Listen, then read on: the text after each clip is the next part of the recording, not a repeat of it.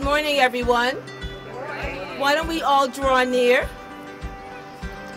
It's such a pleasure to be here as we remember, observe, think about Juneteenth and what that really means, not only to the people in Galveston, Texas, but to all people, particularly Africans, the enslaved, black people that were in this country, on whose back we enjoy so many successes.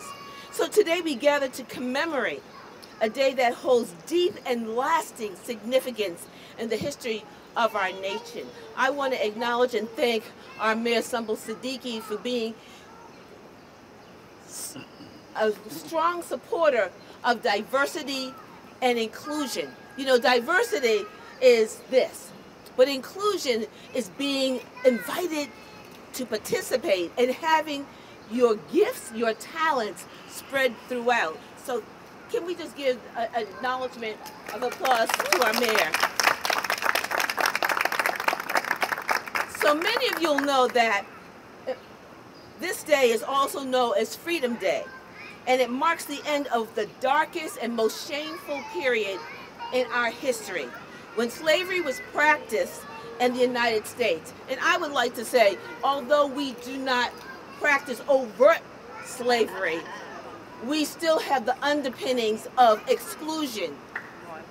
Can I get an applause on that? Okay. Well, someone said amen. Say amen again.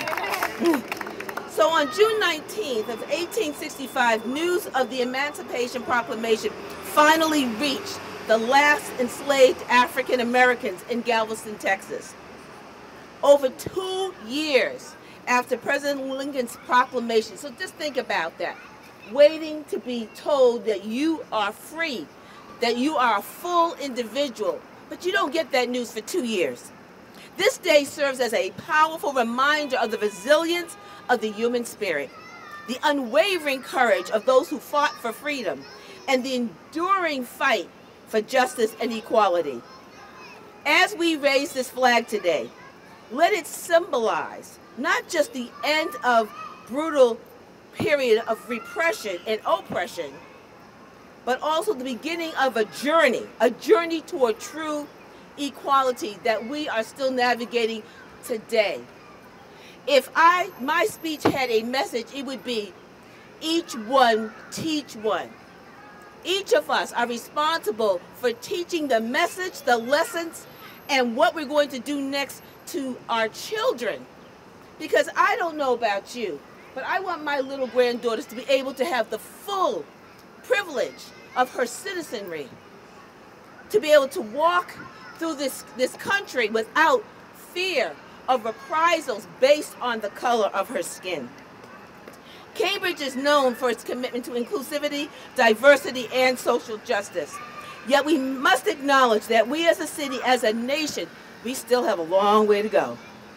We must continually strive to build a society where all citizens, regardless of their race and ethnicity, are true equals and are free. We must remember the events of 1865, which is not that long ago. I have a good friend who recently celebrated his 95th birthday. Many of you will know this man. And whenever I see him, I'm mindful of the fact that when he was a child in the late 20s, there were former enslaved people who were still much alive and with us. That was in his lifetime.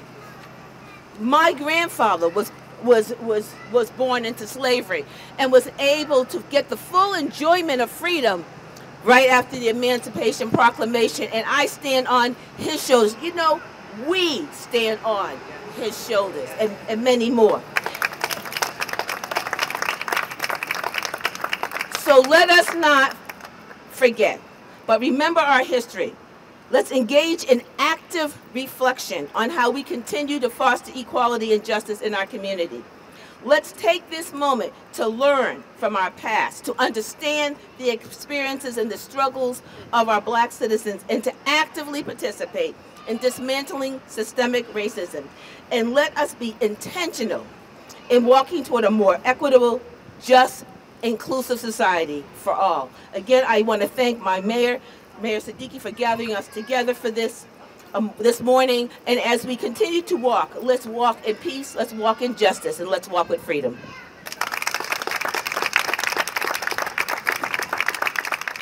Juneteenth is more than another day off from work, school, or other responsibilities. It represents the resilience of the Black community. It calls on us to address the systematic inequalities that remain in our society and unites us in the journey toward a future where the principles of freedom, liberation, and respect are embraced by all. This flag hanging above City Hall in the heart of our city is a symbol of our recommitment to making that future a reality. I want to encourage everyone to attend the various events this weekend that highlight the vibrant and creative Black culture in Cambridge. Learn from the community, and when you return to work or school, share the new profound knowledge with your peers. This small act will bring us closer to a reality where Juneteenth is not only celebrated, but ingrained within the fabric of our society. So I want to thank everyone again for being here and joining us as we recommit to the principles of liberty and justice for all. Thank you so much, and I want to welcome City Manager Wong to the podium.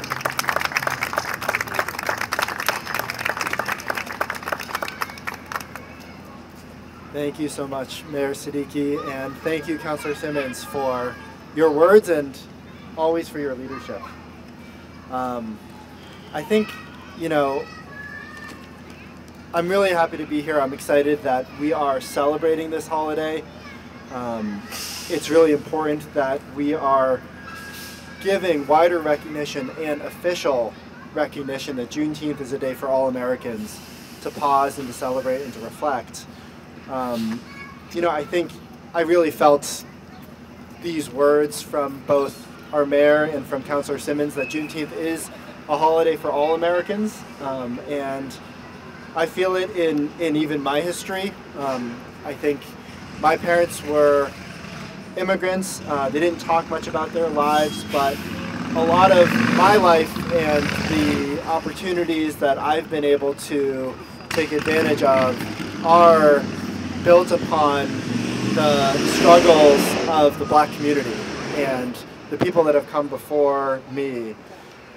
I think as I was reflecting on this day and I was hearing sort of the words of Councilor Simmons and Mayor Siddiqui, maybe I had two reflections. I think the first was we did a reading within City Hall of Annette Gordon Reed's book on Juneteenth. And I think it was powerful to both hear her memoir, her history, and the history of this day. But I think I also really came away from that remembering the work of her scholarship and how it was really built on, so she really is known for the history she wrote about Sally Hemings and Thomas Jefferson, and how she really changed that history, which was built on listening to and only really crediting the words and the stories of the white people who were writing the history books. And she turned that around and said, we need to listen to the stories of the slaves and their descendants who are telling a very different story about Thomas Jefferson. And if we listen to their oral histories, not written down because they did not have books, but if we listen to their histories, we get a very different truth. And she's completely transformed our understanding of what actually happened. And I think that's something that really stood out to me, that we need to listen to different voices. And the second thing that I was kind of thinking about is I was at the African American History Museum in Washington, D.C., and they have this timeline of all of the things that happened between the arrival of the first ships of slaves in this country all the way through the present day. And it is a history of such struggle and fits and starts. And I think it is a reminder that there is still so much work that we have to do, and that each time we make progress, that there is still a need to continue to push further because we're not there yet. So I'm really excited we're here today. I know that the city is absolutely committed to being on this journey, and there is more work for us to be doing together.